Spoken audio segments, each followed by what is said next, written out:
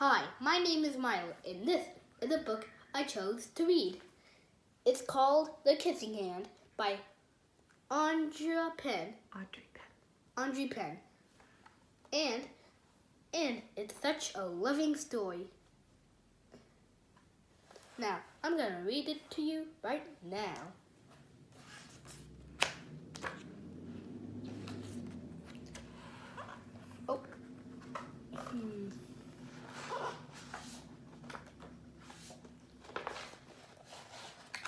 To Cedric, Rebecca, Conan, and children everywhere who love to be loved. Chester Raccoon stood at the edge of the forest and cried. "I don't want to go to school," he told his mother. "I want to stay home with you. I want to play with my friends. I want to play with my toys and read my books and swing on my swings. Please, may I stay home with you?" Mrs. Raccoon took Chester by the hand and snuzzled him on the ear. Sometimes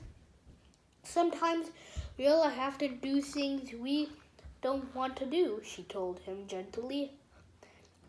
"Even if they seem strange and scary, or then might mean at first, but you will love school once you start.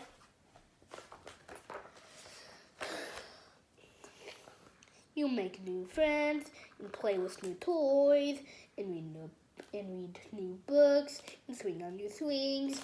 Besides," she added, "I know a wonderful secret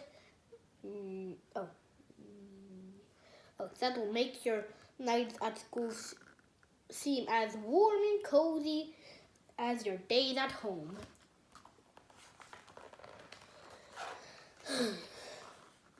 Chester wiped away his tears and looked interested. Interested. "A secret? What kind of secret?" "A very old secret," said Mrs. Raccoon. "I learned it from my mother, and she learned it from hers. It's called the Kissing Hand." The Kissing Hand?" asked Chester. "What's that?" "That is the Kissing Hand." "I'll show you." Mrs. Raccoon took Chester's left hand and spread open his tiny fingers into a fan, leaning forward, and she kissed Chester's right in the middle of his palm.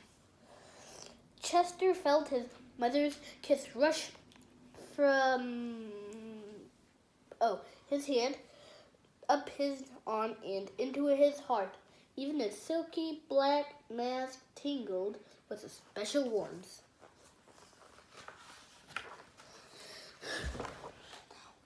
Mrs. Raccoon smiled. "Now," she told Chester, "whenever you feel lonely and need a little loving from home, just press your hand to your cheek and think, 'Mommy loves you, Mommy loves you.'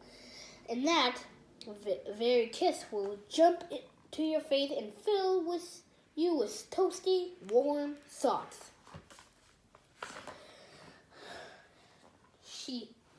She took Chester's hand and carefully wrapped his fingers around the kiss. "Now do be careful not to lose it," she teased him. "But don't worry. When you open your hand and wash your food, I promise the kiss will stick." Chester loves his kissing hand. Now he knew his mother's love would go with him wherever he went, even to school. That night, Chester stood in front of his school and looked thoughtful. Suddenly, he turned to his mother and grinned. "Give me your hand," he told her. Chester took his mother's hand in his own and unfolded her large, familiar fingers into her hand. Next, he leaned forward and kissed the center of his hand. Now you have a kissing hand too, he told her. Now with a gentle goodbye and I love you, Chester turned and danced away. There's a hidden bat right there. Yeah.